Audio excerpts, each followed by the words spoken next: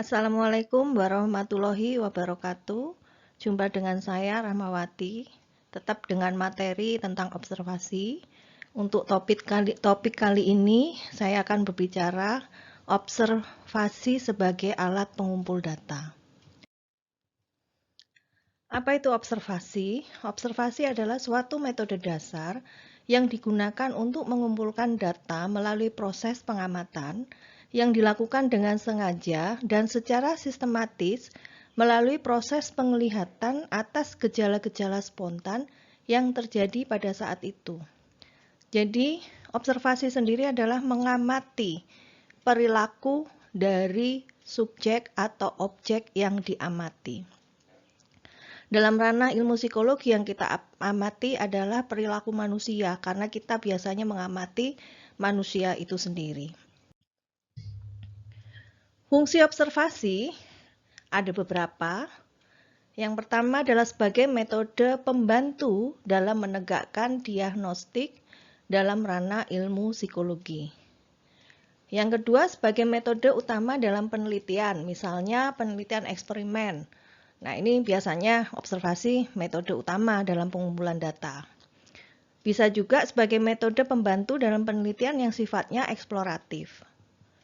Yang keempat adalah sebagai metode pembantu, tetapi dalam suatu penelitian yang sifatnya sudah lebih mendalam lagi. Agar observasi dapat dijadikan metode ilmiah, maka harus memenuhi persyaratan. Karena yang namanya observasi, pengamatan, kalau tidak memenuhi persyaratan ini ya hanya sekedar mengamati saja, tidak punya arah keilmiahannya. Oleh karena itu persyaratannya apa saja? Yang pertama, observasi harus dipergunakan dan dirumuskan menurut tujuan-tujuan penelitian tertentu. Jadi observasi harus ada tujuannya. Yang kedua, harus direncanakan secara sistematis. Yang ketiga, harus dicatat atau direkam secara tersistematis. Yang keempat, hasil observasi harus dapat diperiksa kembali, terutama validitas dan reliabilitasnya. Nah, dalam melakukan observasi, kita tidak boleh mengabaikan apa yang timbul pada waktu observasi. Jadi walaupun ada sesuatu yang timbul itu tidak termasuk dalam rencana atau rancangan yang disebut dengan observation sheet, tapi tetap kita harus memberikan perhatian kepada hal-hal yang timbul, terutama apabila hal tersebut berkaitan dengan tujuan dari kita melakukan observasi. Nah, peran subjektivitas dari observer ini sangat mempengaruhi ya, terutama latar belakang si observer, apakah pendidikannya, keahliannya, disiplin ilmunya, ini juga cukup mempengaruhi hasil dari observasi. Namun kelemahan observasi tidak hanya karena subjektivitas observer saja. Hal ini dikarenakan proses penglihatan yang pada dasarnya sangat selektif. Jadi tidak hanya subjektivitas, tapi kita itu biasanya melihat hal-hal yang menonjol atau hal-hal atau gejala yang hanya dilihat oleh observer itu sendiri. Jadi penglihatan kita itu cukup selektif, mau melihat yang mana yang ingin kita lihat. Nah, ini juga berpengaruh terhadap hasil dari observasi.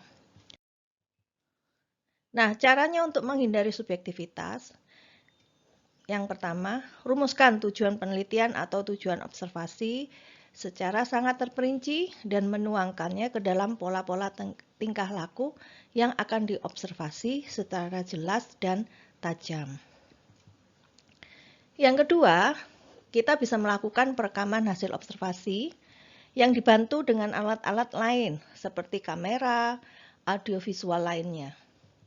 Yang ketiga, bisa melakukan observasi dengan 2 observer atau lebih, bisa yang berbeda latar belakang, berbeda disiplin maupun pendidikannya, tapi tetap nanti ada lembar observasinya yang sama.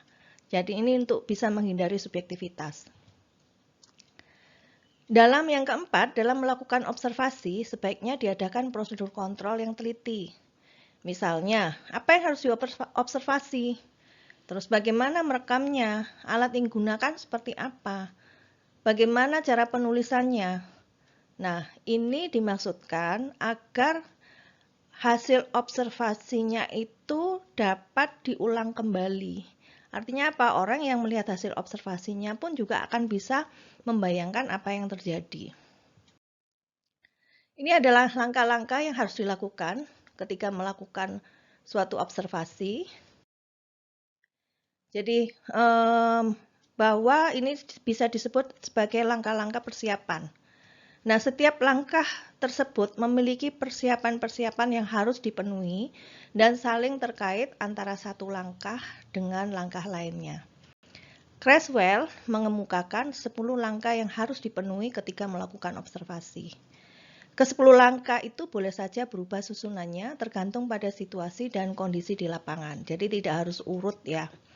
Namun yang perlu diingat adalah jangan sampai keberadaan dari peneliti atau observer mengganggu kealamian situasi dan respon dari perilaku subjek. Nah, kita lihat langkah-langkahnya apa saja.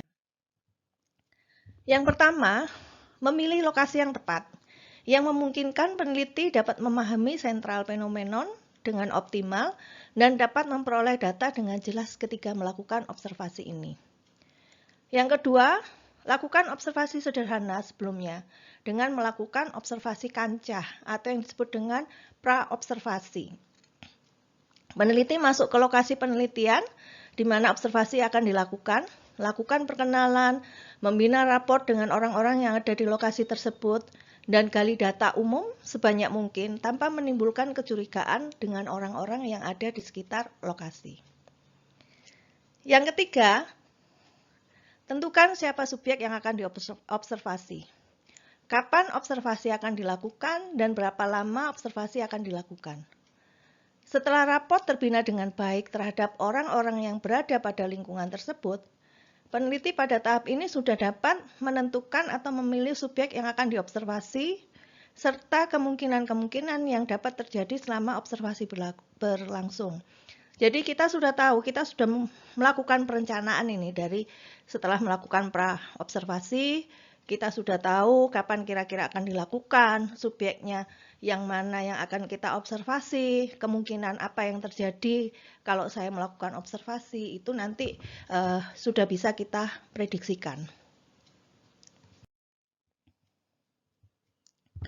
Kemudian menentukan peran observer dalam observasi yang akan dilakukan. Di sini peneliti sudah dapat memprediksi kemungkinan-kemungkinan, kelebihan, kekurangan dari observasi yang akan dilakukan. Jadi, apakah menentukan peran observasi itu apakah akan terlibat, jadi partisipan observer atau tidak terlibat, atau yang disebut dengan non-partisipan observer. Yang kelima, lakukan observasi berkali-kali untuk mengetahui secara lebih komprehensif perilaku yang diobservasi. Hampir bisa dipastikan tidak ada observasi yang cukup hanya dilakukan satu kali. Perlu pengulangan observasi agar memperoleh validitas dan reliabilitas hasil observasi yang didapat. Nah, ini contohnya apa? Kita misalnya nanti mau melakukan pengamatan terhadap perilaku seorang anak. Nah, kita nggak bisa melihat dia hanya satu kali dalam satu setting situasi. Kita bisa melakukannya sampai beberapa kali sampai benar-benar kita tahu perilaku yang muncul itu benar-benar memang itu adalah perilakunya dia. Nah, yang keenam, buatlah field note dari setiap perilaku yang diobservasi. Kemudian lakukan analisis untuk mencari keterkaitan antara perilaku satu dengan perilaku lainnya. Pembuatan field note dilakukan setiap kali melakukan observasi. Dari beberapa field note yang dihasilkan, akan dapat ditarik benang merah yang dapat menggambarkan keterkaitan antara perilaku satu dengan perilaku lainnya. Nah, untuk bagaimana cara pembuatan field note, Anda nanti bisa mendengarkan video saya khusus untuk field note itu seperti apa.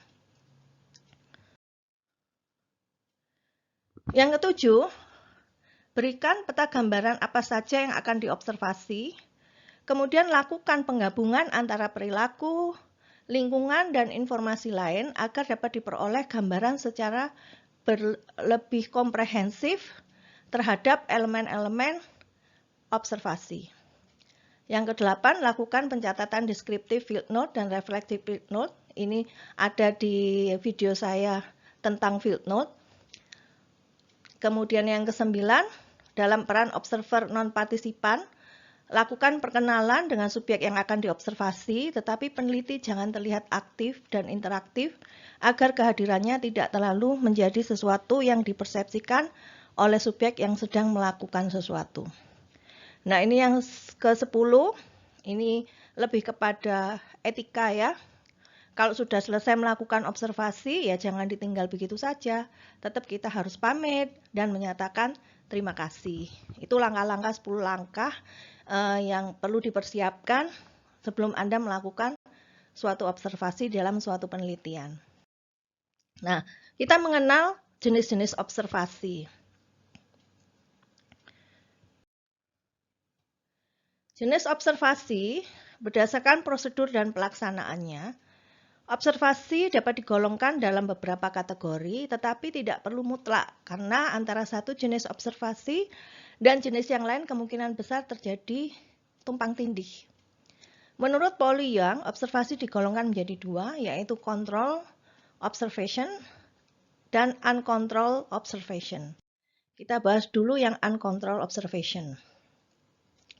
Ini adalah observasi yang dilakukan secara spontan terhadap suatu gejala tertentu tanpa menggunakan bantuan alat-alat yang peka atau pengontrolan kembali atas ketajaman hasil observasi tersebut. Lembar observasi sebagai pedoman pelaksana sangat sederhana, berisi garis besar pedoman saja, tanpa rancangan yang kompleks. Jadi misalnya perilaku, apakah dia memiliki perilaku bisa membaca di usia dini? Nah, misalnya seperti itu. Apakah dia memiliki rasa kepercayaan diri? Nah, ini hanya garis besarnya saja. Nah, untuk uncontrolled observation, ini biasanya digunakan untuk mengamati gejala-gejala sosial.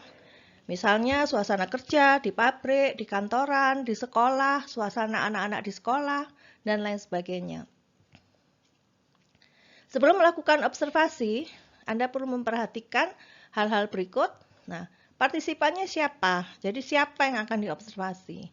Settingnya bagaimana? Maksudnya setting ini adalah situasi sosial yang bagaimana para partisipan tersebut berada. Yang ketiga, tingkah laku sosial yang terjadi. Ini jenis tingkah laku yang terjadi, interaksi sosial yang terjadi seperti apa. Yang keempat, tujuan, yaitu mengapa partisipan berada di dalam setting tersebut. Yang kelima adalah frekuensi dan durasi, berapa dan gejala yang diobservasi tersebut terjadi, maksudnya berapa itu berapa kali, dan gejalanya seperti apa, dan berapa lama setiap gejala tersebut terjadi. Nah, bagaimana melakukan observasi sekaligus mencatat hasil observasi? Ini kadang-kadang sulit ya gitu loh, kalau kita ada di dalam situ ikut terlibat. Makanya Linggen ini melakukan pemberian kode bagi jenis atau kelompok perilaku tertentu yang muncul dalam gejala termaksud. Ini bisa menggunakan alat bantu audiovisual. Nah, untuk control observation, ini perbedaannya antara observasi yang terstruktur dan tidak terstruktur itu tidak mutlak. Ini hanya sebagai penggolongan untuk memudahkan klasifikasi jenis observasi. Control observation ini adalah suatu observasi yang dilakukan dengan prosedur dan pelaksana yang sangat ketat. Biasanya dibantu dengan alat-alat yang peka serta dalam lembar observasi sebagai proses kontrol yang memungkinkan observasi diulang kembali akan sangat terperinci dan punya rancangan yang kompleks biasanya. Jadi dalam kontrol observasi ini atau observasi yang terstruktur ini ada rancangan alat observasi yang biasanya sudah dirancang sedemikian rupa. Ini memerlukan persiapan lebih lama dengan bantuan peralatan-peralatan tersebut, disertai dengan lembar observasi atau yang disebut dengan observation sheet. Nah, ini kita akan cara menyusun ya lembar observasi. Nah, untuk menyusun lembar observasi, biasanya dilakukan studi pendahuluan. Jadi, studi pendahuluan itu kita mengamati dulu lokasi di sana, kita mengamati gejala, setting, dan partisipan dalam situasi sosial, atau penampilan tingkah laku yang diperkirakan menyerupai atau identik dengan gejala yang akan diobservasi pada penelitian sesungguhnya. Kita coba setelah kita mengamati, kita coba golong-golongan penampilan yang muncul dalam partisipan yang ada.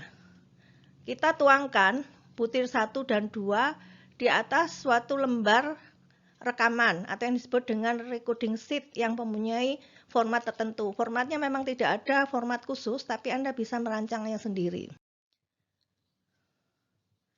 Nah, ini langkah-langkahnya menyusun lembar observasi. Setiap Anda melakukan observasi, tentukan tujuan observasi secara jelas dan terperinci. Itu sangat utama. Yang kedua, buatlah inventarisasi pola perilaku tercantum dalam tujuan observasi tadi, itu secara terperinci. Kemudian yang ketiga, tuangkan inventarisasi pola tingkah laku tersebut dalam suatu lembar rekam observasi atau recording sheet, sekaligus frekuensi, durasi, dan keterangan lain jika dibutuhkan. 4. Lembar observasi atau recording sheet ini harus dicoba terlebih dahulu. Ini yang disebut dengan trial observasi. Yang kelima, lakukan perbaikan-perbaikan agar sempurna. Nah, kalau sudah selesai, siap dilakukan observasi pada penelitian yang sesungguhnya. Nah, ini contohnya ya, membuat lembar observasi. Tujuannya adalah mau melihat tingkah laku, mengobservasi tingkah laku balita yang pertama kali masuk taman kanak-kanak dan pertama kali anak-anak ini pisah dengan orang tua atau kakak mereka. Nah, ini rumusan setting situasi observasi. Jadi anak-anak balita itu baru masuk pertama kali dalam situasi sekolah, di mana mereka juga baru pertama kali secara resmi harus berpisah dengan orang tua atau wali mereka, dan hampir semua anak-anak berada dalam situasi belum pernah bertemu dan belum saling mengenal.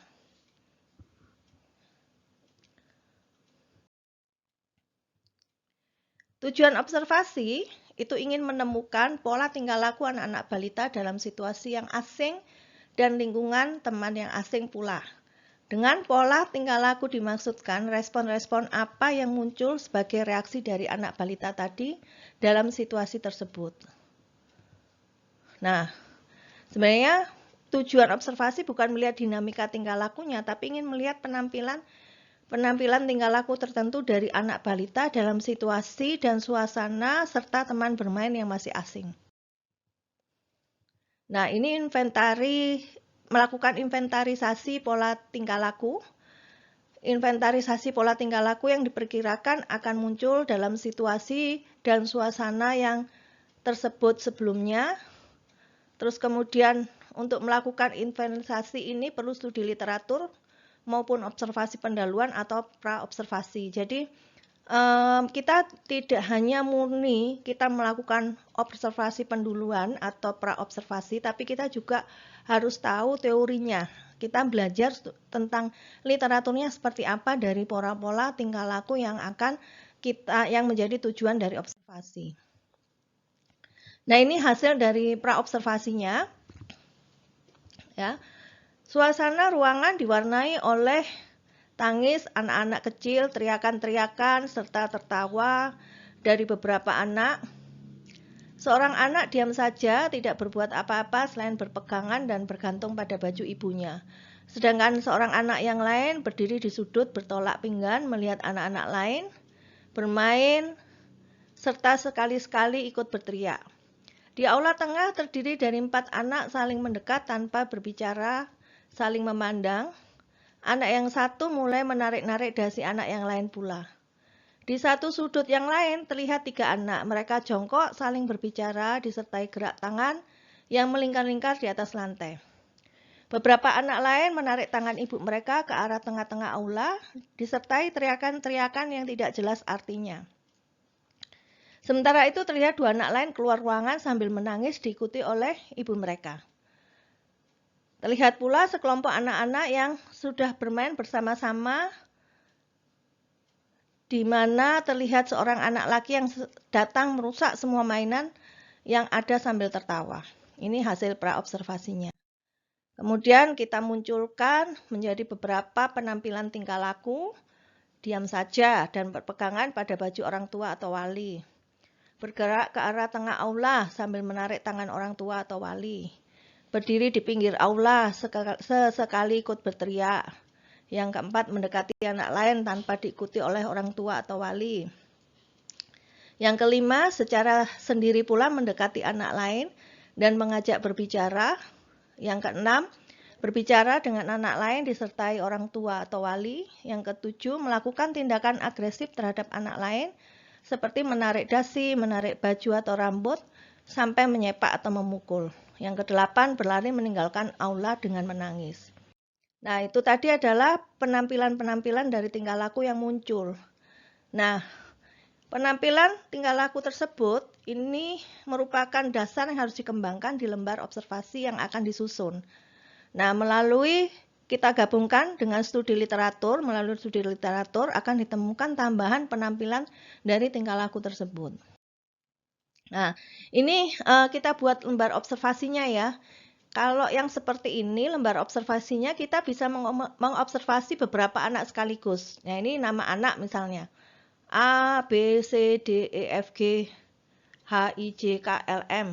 Kemudian kita sudah tahu tingkah laku satu apa. Misalnya kita ambil tadi tingkah laku satu, anak diam saja sambil memegangi tangan orang tua. Tingkah laku 2 apa? Tingkah laku 3 apa? 4 apa? Sampai tingkah laku ke-9 itu terserah dari yang menyusun lembar observasi. Tadi sudah mendapatkan penampilannya perilaku ada berapa. Kemudian frekuensinya itu nanti bisa kita tulis frekuensinya setiap katakanlah 5 menit atau 10 menit. Berapa muncul perilaku tadi? Nanti totalnya dihitung berapa, baru nanti kita lakukan analisa dari keseluruhan yang ada. Atau kita buat lembar rekam observasi yang individual. Jadi ini ada nama anaknya A, tingkah lakunya apa saja, frekuensinya berapa, total durasi ketika kita observasi itu bagaimana. Mungkin ada keterangan-keterangan lain yang bisa kita tuliskan, yang menonjol, yang tidak ada di dalam tingkah lakunya. Jadi nanti tingkah laku 1 sampai 10 ini kita tuliskan apa aja. Nah, ini tidak harus total tidak harus persis seperti ini untuk lembar rekam observasinya, tapi ini adalah contoh yang bisa dipakai. Nah, mudah-mudahan apa yang saya jelaskan cukup jelas sehingga dapat menambah wawasan dan Anda bisa melakukan observasi secara ilmiah dan sesuai dengan kaidah keilmuan ilmu psikologi. Itu yang bisa saya jelaskan tentang langkah-langkah membuat lembar observasi dan mengenal jenis observasi. Oke, sampai jumpa lagi di video saya selanjutnya. Wassalamualaikum warahmatullahi wabarakatuh.